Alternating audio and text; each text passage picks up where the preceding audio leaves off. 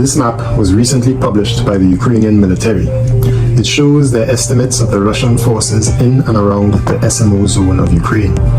As you can see, despite it being in the Ukrainian language, the UAF estimates in total that there are 541,600 Russian soldiers, with 73,500 stationed in the north, 71,500 in the Kupiansk front, which is in Luhansk, 87,000 near the Crimea front, also in Luhansk, and 114,500 on the Avdiivka/Pokrovsk front in the Donetsk region. Then there's another 180,000 Russian troops in Zaporizhia to the south. And finally, there is a small force of approximately 135,000 troops in Crimea. Now in this video, I'm going to attempt to give you my theory of what the media is not telling you about this Ukrainian Kursk incursion into Russia. And I do think, and this may run contrary to my initial inclinations, I do think that Ukraine has a strategy with this Kursk offensive, and it might be a sensible one. But to understand it, I will have to give an overview of the general frontline map situation with a focus on the main supply roads in and out of the Donetsk region of Ukraine.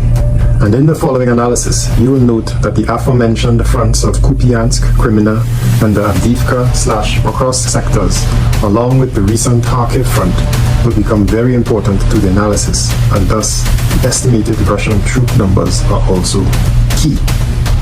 Another disclaimer is that I will be relying on a live UA map, which is a Ukrainian updated frontline map, to explain this video.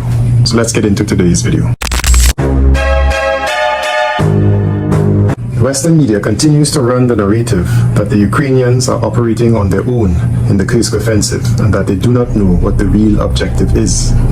Every analyst worth his salt that I have listened to has speculated that there could only be two main goals for this bizarre offensive. The first maximalist goal was to seize the Kursk nuclear power plant at Kurchatov within the first few days of the offensive, when Ukraine still possessed the advantage of surprise. This required Ukraine to quickly capture the small town of Sudza and then advance along the 38K 004 highway, which, depending on the route of choice, is some 84 kilometers from Sudza. This has failed as the Russians have blocked that highway and pushed the Ukrainians back from their path toward Kurchatov. The current frontline map in Kursk evidences this fact. The second objective was to hopefully cause Russia to divert troops from other parts of the front. Every expert assumes that Ukraine betted on Russia diverting troops from the Donbass, which is where the Russians are seeing the most territorial success of recent. If so, then this too has failed. The report suggests that the Russians have sent only conscripts and reservists thus far to the Kursk front, and there is a possibility that Putin's recent trip to Chechnya to visit Ramzan Kadyrov means that members of the Chechen Akhmat forces may also come to assist in Kursk.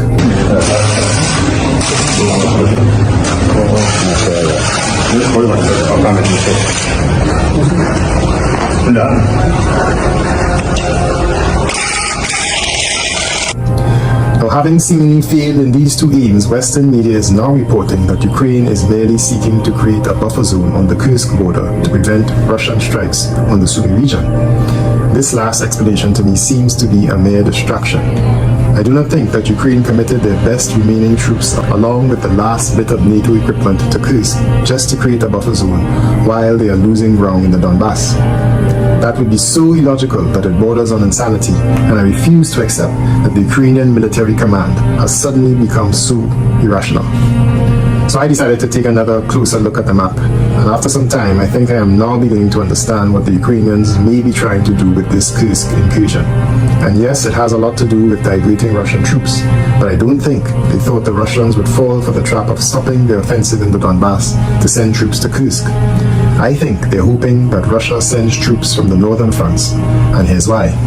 Now, believe it or not, I think the real purpose of the Kursk offensive is to really try to prevent what the Ukrainians clearly see as the upcoming capture of Pokrovsk by the Russians in the Donbass. And I know this might seem contradictory, but it will become clearer as this video progresses.